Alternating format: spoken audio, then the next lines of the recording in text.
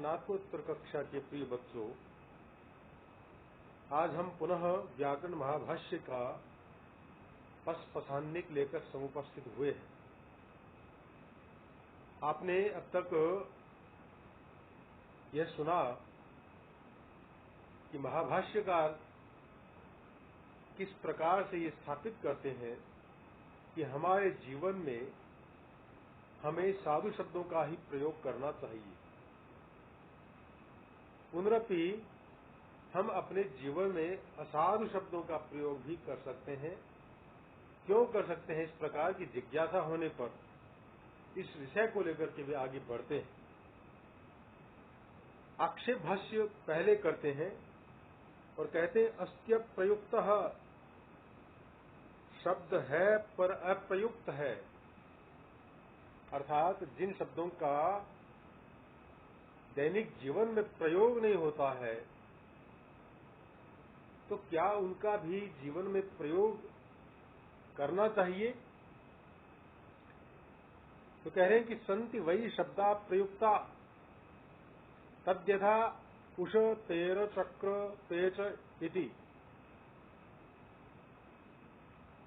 किमतो यत् संत्य प्रयुक्तः प्रयोगादि भवान शब्दानां साधुत्वम् अध्यवस्यति य इदानीम अप्रयुक्ता नामी साधवः स्युः।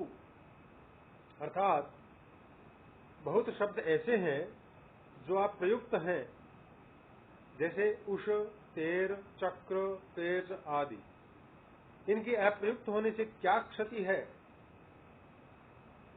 प्रयोग से ही आप शब्दों का साधुत्व निर्धारित करते हैं।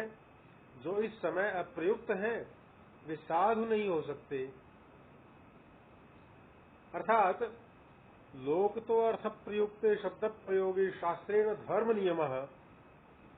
इस वार्तिक से भाष्यकार ने प्रयुक्त शब्दों पर ही शास्त्र द्वारा धर्म नियम किया जाना बताया है। ऐसे में अप्रयुक्त शब्दों जैसे उष यानी तुमने निवास किया, तेर यानी तुम मेरे साथ थे, चक्र तुमने किया था, पेच तुमने पकाया था, इनमें धर्म नियम संभव नहीं होगा। इस शंका के समाधान के लिए आगे आक्षेप उठाते हैं। कहते हैं इदं तावत् विप्रतिषिद्धम यदुच्यते सन्ति वै शब्दा प्रयुक्ता इति यदि सन्ति न प्रयुक्ता अथा प्रयुक्ता न सन्ति सन्तिता प्रयुक्ताश्चेति विप्रतिषिद्धम प्रयुञ्जान एव खलु भवानाः सन्ति शब्दा प्रयुक्ता इति कश्च इदानीम् अन्यः भवज्जातीय का पुरुषः शब्दानां प्रयोगे साधु स्यात्। अर्थात यह परस्पर विरुद्ध कथन है जो यह कहा जा रहा है कि शब्द हैं पर अप्रयुक्त हैं। यदि शब्द हैं तो अप्रयुक्त नहीं हो सकते, और यदि अप्रयुक्त हैं तो नहीं है शब्द। शब्द है और अप्रयुक्त है, यह कथन परस्पर विरुद्ध है। उष, तेर, चक्र, पेच जैसे शब्दों का प्रयोग करते हुए आपने कहा है कि शब्द है पर अप्रयुक्त है। इस समय आपके जैसा दूसरा कौन पुरुष होगा जो शब्दों के प्रयोग में साधु हो? पुनः आक्षेपासंगति बाधक भाष्य करते हुए महर्षि पतंजलि कहते हैं नैतद् विप्रतिषिद्धम सन्तीति तावत् ब्रूमो यदेतान् शास्त्रविदः शास्त्रेण अनुविदधते अप्रयुक्ता इति ब्रूमः यल्लोके अप्रयुक्ता इति यद् अपि उच्यते कश्चेदानीमन्यो भवज्जातीयकः पुरुषः शब्दानां प्रयोगे साधुः स्यादिति न ब्रूमो अस्माभिरप्रयुक्ता इति किन्तर्हि लोके अप्रयुक्ता इति। अर्थात यह हमने जो कहा वह परस्पर विरुद्ध नहीं है। शब्द है यह इसलिए कहते हैं क्योंकि शास्त्रज्ञ इन्हें शास्त्र से निष्पन्न करते हैं। अप्रयुक्त इसलिए कहते हैं क्योंकि लोक में अप्रयुक्त है। आप जो यह कहते हैं कि इस समय आपके सदृश दूसरा पुरुष कौन होगा जो शब्द प्रयोग में साधु हो, तो हम यह नहीं कहते कि हमारे द्वारा अप्रयुक्त है। तो क्या कहते हैं? कहते हैं लोक में अप्रयुक्त है। पुनः आक्षेप भाष्य करते हुए कह रहे हैं, ननु च भवान अपनी अभ्यंतरो लोके, आप भी तो लोक के अंदर ही हैं।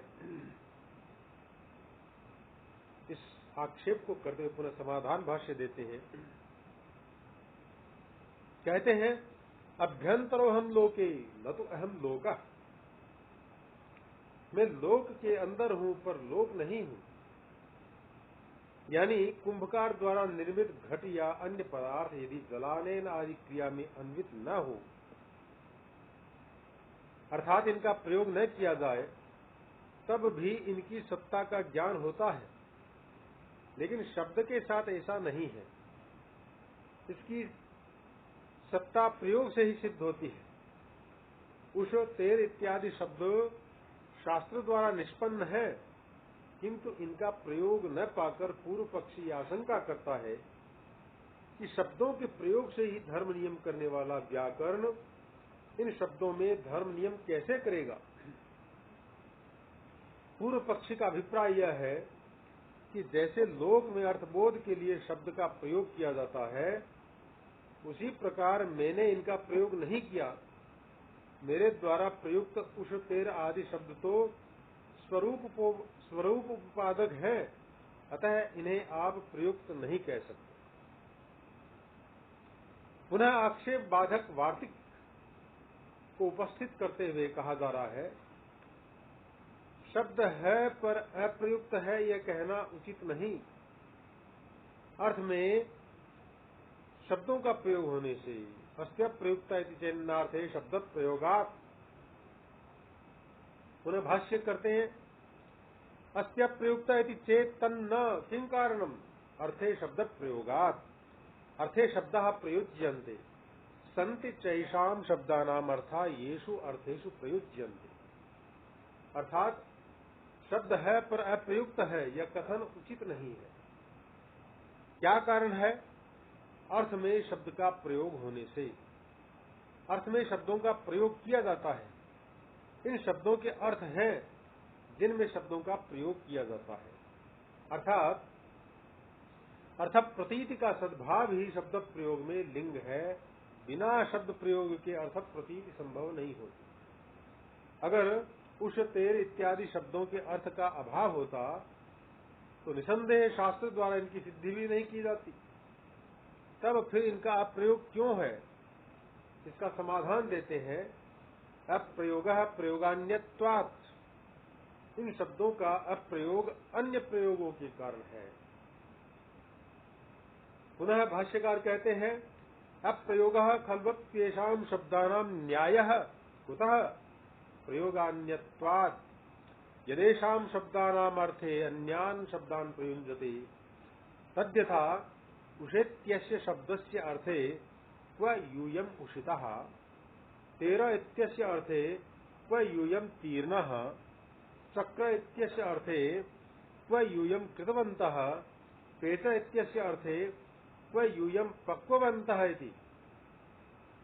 अर्थात इन शब्दों का अप्रयोग भी निश्चित रूप से उचित है, जैसे दूसरे प्रयोगों के कारण, क्योंकि इन शब्दों के अर्थ में अन्य शब्दों का प्रयोग किया जाता है। जैसे उष, इस शब्द के अर्थ में क्व यूयम् उषितः, तुम लोगों ने कहाँ निवास किया। तेर, इस शब्द के अर्थ में क्व यूयम् तीर्णः, तुम लोग कहाँ तेरे थे। चक्र, इस शब्द के अर्थ में क्व यूयम् कृतवन्तः, तुम लोगों ने कहाँ किया था। तथा पेट के अर्थ में क्व यूयम् पक्ववन्तः, तुम लोगों ने कहाँ पकाया था का प्रयोग होता है। इस प्रकार पुनः महाभाष्यकार कहते हैं,